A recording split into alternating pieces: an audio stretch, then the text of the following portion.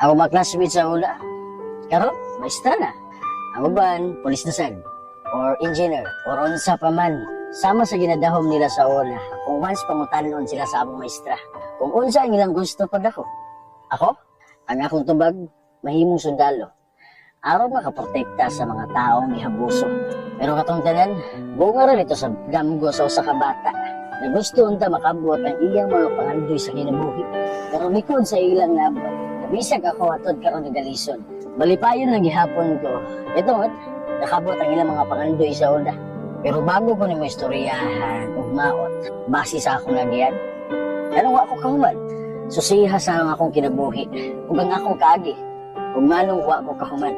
Maong bago ko nimo daoton, nagpiyuha sa imong kaugalingon. Mao ning permente pangutana sa uban. Diploma o diskarte. Kung wala kay diploma, ganun di ka mo diskarte, di ba? Diskarte sa kinabuhi kung paano mabuhi aning kalibutan. Dili importante na masinso ta. Ang importante nila kung paano na ito mabuhi ang mabutay na itong pamilya.